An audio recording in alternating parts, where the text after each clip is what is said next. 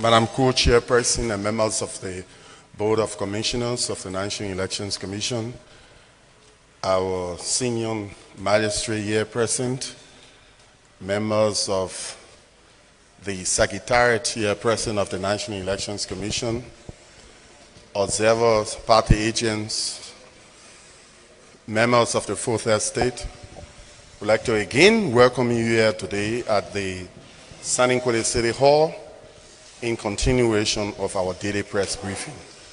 Here now is the Chairperson of the National Elections Commission, Madam Deviata Brown-Lansanen. Madam Chairperson.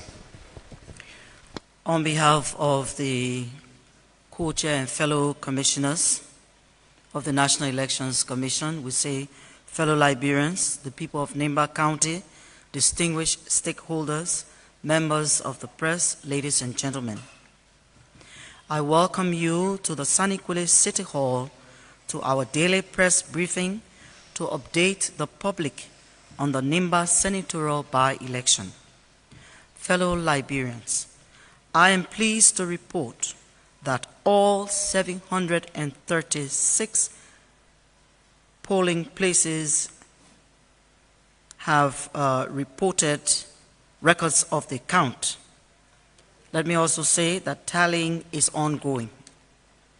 Fellow Liberians, members of the press, let me now read out the third preliminary results from the 2025 Nimba County Senatorial by-election from the tallied centers at the NEC magisterial offices.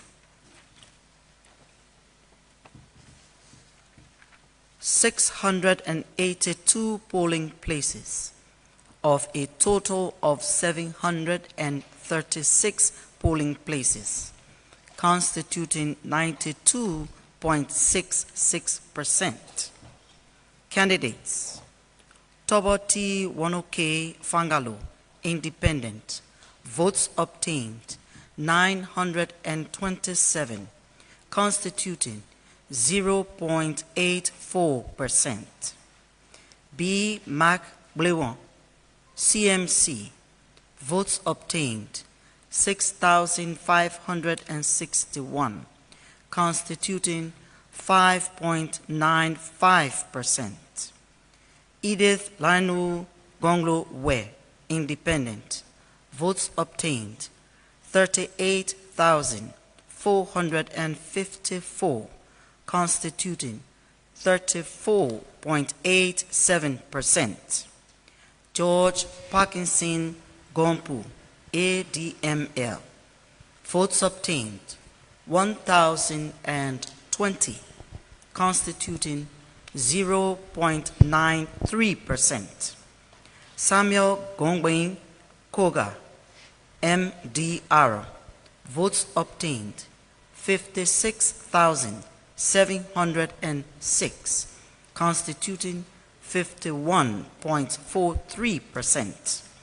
Richard Martino K. Tingba, VOLT.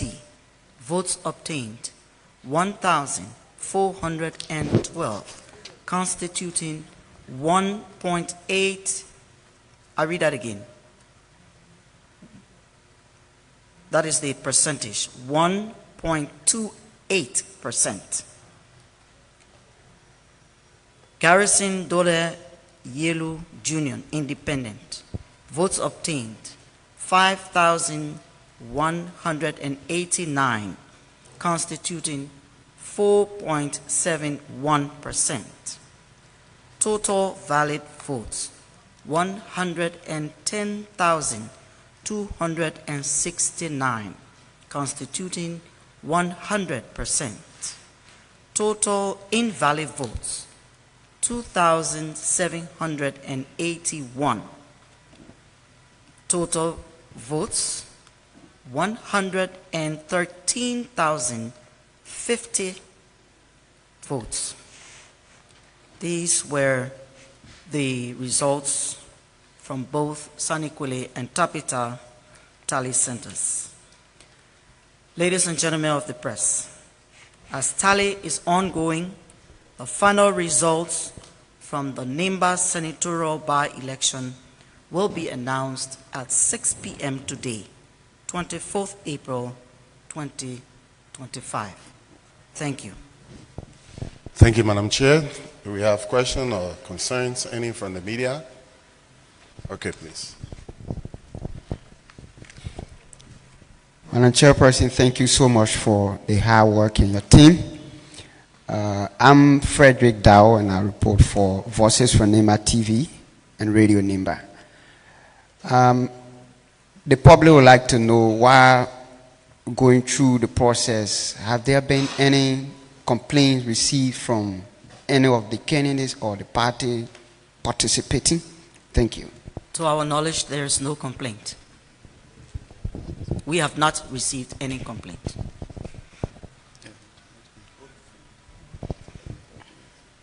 Thank you. Madam Chairperson and Board of Commissioners of the National Elections Commission, again, that being, congratulate you and your team for the hard work well done for the Nimba's people in ensuring that transparency is being held in the by-election process. Madam Chairperson, member of the Board of Commissioners, while it is true that there have been no formal complaint from any of the contestants or party to file complaint before your office or before your Board of Commissioners, what will become of complaint that will come after final result is been announced or pronounced by your team? Those complaints, we will receive them and we will act upon them. So my name is Archie, and I report for Blaze Radio and TV.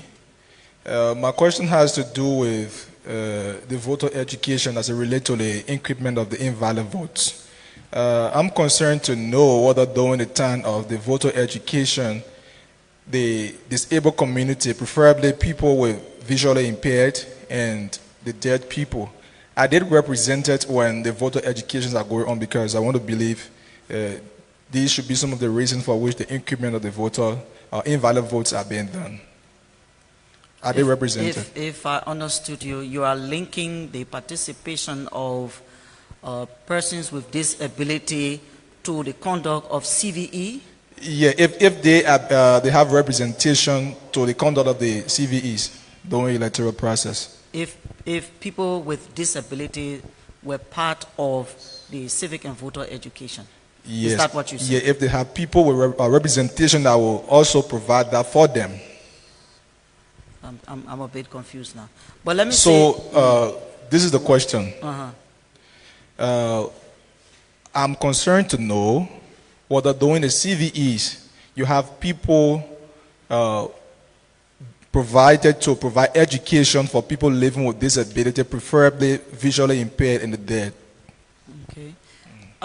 I cannot speak directly to that question, but I think the Commission does everything to be inclusive of all groups of persons. Madam Chairperson, let me extend thanks and appreciation to you and your fellow commissioners. Here's my concern. You mentioned earlier that today at 6 p.m. the official result or final result will be announced. So, when are we expecting official certification ceremony? Thank you.